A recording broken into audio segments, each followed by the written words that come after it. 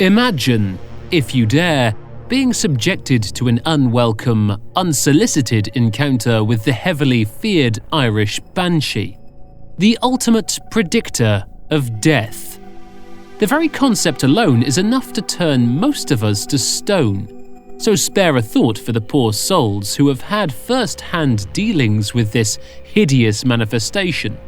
For centuries now, the Banshee has been a significant figure in Irish mythology, a weeping, bereft spectre of a female spirit sent to herald the death of a family member by wailing, singing, keening, which is a traditional form of vocal lament for the dead, or shrieking in a pitch so high and loud that it cements absolute distress and dread into the very fibres of the visited.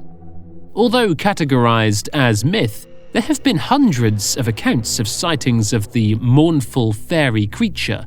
Some sources describe an unnaturally tall woman with long auburn hair. Some mention an ethereal, almost celestial-appearing woman who is seen weeping initially, but this soon evolves into a horrendous wail.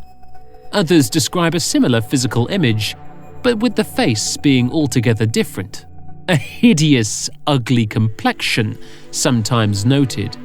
The one factor which seems to feature in most accounts is the presence of painfully red eyes, presumably a result of the continual weeping.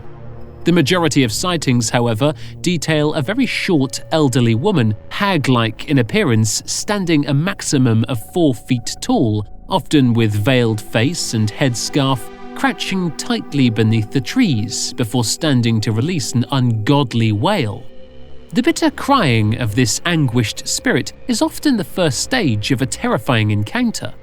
Heard clearly by a family member in the dead of night, she arrives to deliver the unfortunate tidings of certain death to the reluctant onlooker in her very unique, intimidating manner. Many believe the Banshee to reside by rivers, where she has the capability of altering her appearance. Anything from a nasty, vengeful old washerwoman hag to a young, fair virginal woman. There is strong supposition that this formidable omen of death has a tendency to warn certain Irish families, often bearing surnames such as O'Neill, O'Grady, O'Connor, and Fitzgerald, suggesting she may present with a view to alert the family as though she had been a close friend of theirs in life. If there is any truth in this theory, we simply don't know, but it continues to fan the flames of curiosity, intrigue, and fascination nonetheless. The question of who or what the Banshee is or was remains an undetermined mystery, but many believe it, or indeed they. There have been reports of several Banshees together to be the grieving spirits of women who died long before their time, a possible, plausible explanation for such unspeakable misery and unrelenting sorrow. During the Middle Ages, the Irish passionately believed in the presence of the Banshee. It was commonly accepted that the Banshee was sent to watch vigilantly over families until each of its members eventually passed away and were laid to rest. The ways in which a person lived their mortal life would resolutely determine their fate, overseen by the Banshee herself. For example, if a person exuded kindness, charity, selflessness, and empathy, their soul would pass seamlessly on in absolute peace and joy for eternity. The Banshee would ensure that although the soul would be permanently tied to the earth, it would do so with the promise of serenity and contentment. In contrast, if a person committed violent, cruel acts during the course of their lives and suited only the interests of themselves, the Banshee would ensure the soul of the condemned would be tied to the earth, but with the unwavering addition of suffering and endless shame and torment. A famous, unnerving account involving the powers of the Banshee seemingly predicted the imminent death of IRA leader Michael Collins. Legend has it that moments before Collins was fatally shot in the head, the shrill shriek of the Banshee was heard clearly by townsfolk. Another unenviable account from a source in Southern Ireland during the late 1970s detailed a nightmarish experience with a spectre he vehemently believes to be the formidable Banshee. I was 36 at the time. I remember I'd been to the pub with my mates to celebrate a birthday.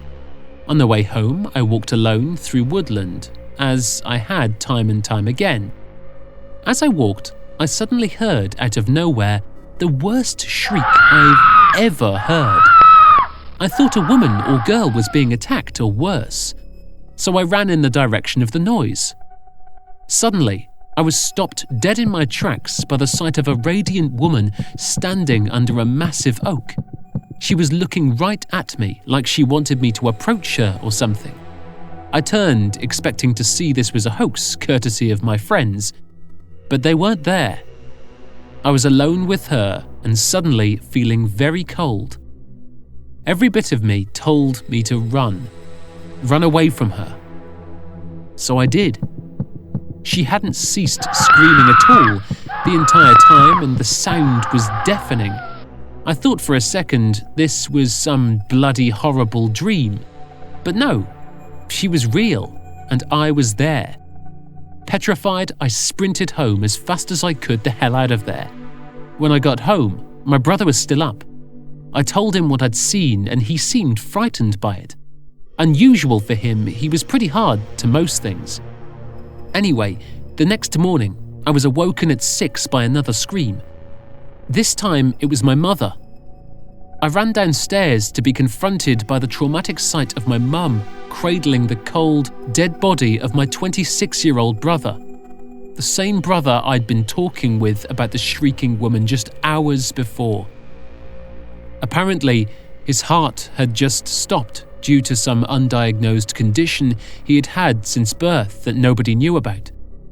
I'm still in shock all these years later and firmly believe that woman thing was the Banshee coming to warn me. She's no myth. So, just whether this pained spirit is real or not, we may never determine, but with such convincing accounts throughout the decades, perhaps this persistent manifestation really could be out there, watching and waiting. Don't forget to like, subscribe and share, but all the while, don't have nightmares.